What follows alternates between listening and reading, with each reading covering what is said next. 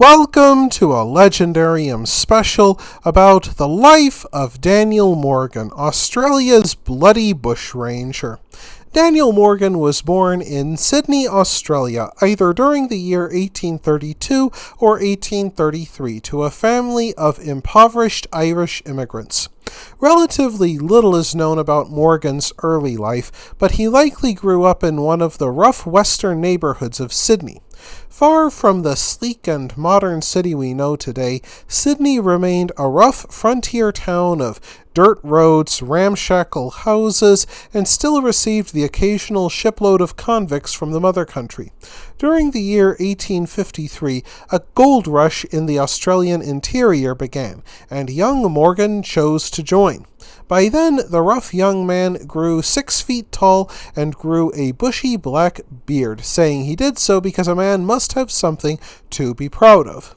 On his journey to the goldfields, Morgan took up a different trade, namely a life of crime. For his first exploit, Morgan robbed a group of shepherds near Castlemaine. Emerging drunk from the bush, he waved his pistol at 4 men around a campfire. He ransacked their hut and took everything he could carry away. Morgan realized he could easily rob remote shepherds' huts, but the local police tracked him to the town of East Charlton, 60 miles from his original robbery. With help from an Aboriginal tracker, the police found Morgan on May 11, 1854. When he saw the police, Morgan tried to flee on horseback, but his horse threw him off and dragged him across the ground. Not an auspicious start to his life of crime. The police hauled a bruised and battered Morgan to jail, where he tried to escape, but that proved harder than robbing shepherds. In time, the authorities moved Morgan to a prison called the HMS Success and put him to work on the Williamstown breakwater. He endured barbaric conditions, working on chain gangs and living in rat-infested barracks. After 6 years' hard labor, the authorities released Morgan on June 23, 1860, ordering him to remain in the area. It took less than a month for Morgan to disappear, and he made a living as a horse thief called Down the River Jack. Drawn to any place where trouble erupted, Morgan headed for Lambing Flats, the site of another gold rush, and mass riots. There, white miners attacked Chinese prospectors, marching through the goldfields, cutting the pigtails from Chinese miners' heads, keeping them as souvenirs, scalping others, and burning their tents. It took martial law to finally restore some law and order to the area by July 1861, yet the authorities still held little control, which suited a man like Morgan just fine. During June 1862, he began holding up travelers in the Wagga Wagga area. Even by the low standards of bushrangers, Morgan became infamous for his brutal and often strange behavior, robbing travelers of their jewelry, flasks, and even stealing their clothes.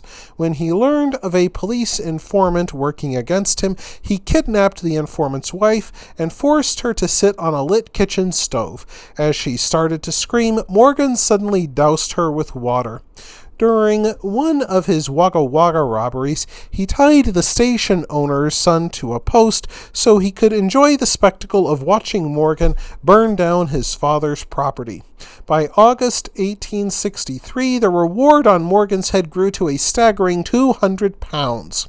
On June 19, 1864, he paid a friendly visit to Round Hill Cattle Station, rounding up the station hands, including Mrs. Watson, the wife of the manager, Sam Watson. Morgan herded the men and women into the carpenter's workshop. He then forced manager Sam Watson to bring him some rum from the cellar. After becoming incredibly drunk, Morgan demanded fresh horses. Not a very good house guest, is he? As he mounted the horse, Morgan accidentally fired one of his pistols and, in his drunken and deranged state, thought the station employees opened fire on him. In turn, Morgan opened fire on the terrified employees. Mrs. Watson stood in front of her husband to shield him and begged Morgan to spare her husband for the sake of their children. Moved by her courage, Morgan ordered Mr. Watson to reach for the sky, then fired a gunshot into the manager's hand. Suddenly feeling remorseful about what he did, Morgan ordered a young station hand named John McLean to fetch a doctor.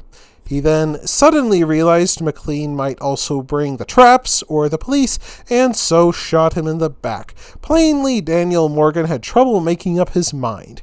He did, however, remain consistent on avoiding the traps and disappeared into the bush by the time they arrived. Shortly after his escape, on June 24, 1864, Morgan shot a police officer named Sergeant McGinnity, who simply said, "Hello," failing to recognize the bushranger. Morgan exploded and shouted, "You are one of the traps," and then shot the sergeant dead. Despite his many crimes, Morgan again disappeared into the bush, and the Victoria police took to boasting that if Morgan ever crossed the Murray River, they would have him in chains within 48 hours. It seems that Morgan took this as a challenge, and he crossed the river during April 1865. He began a wanton campaign of vandalism, burning down haystacks and outbuildings, and holding up coaches on the Benalla Road. On April 8, 1865, he invaded Petchlaba Station, owned by the McPherson family. In a better mood this time, he demanded that the McPherson family prepare him a meal, even while he kept his gun on them. Next, Morgan kindly requested Mrs. McPherson to play the harmonium while he ate. Unfortunately, a crying baby made it hard to hear the harmonium, so he ordered a maid to quiet the baby down. She did so, then climbed through a window, alerted a neighbor to their plight, then slipped back in as if nothing happened. Soon enough, Morgan faced a welcoming party of 40 police and volunteers who opened fire and shot Morgan dead on April 9th, 1865. The people of the area rejoiced as word spread of Morgan's death. Yet that rejoicing turned sour when they also learned that a local doctor shaved Morgan's famous black beard and kept it as a souvenir. The people of Wagga Wagga had no problems with shooting the outlaw, but apparently objected to shaving the dead man's beard. That wraps things up for this episode of The Legendarium. I hope you enjoyed it. If you did, press like. If you want to see more, press subscribe. And if you've got anything to say, let me know in the comments section. Thanks again for joining me, and I hope that you have a great rest of the day.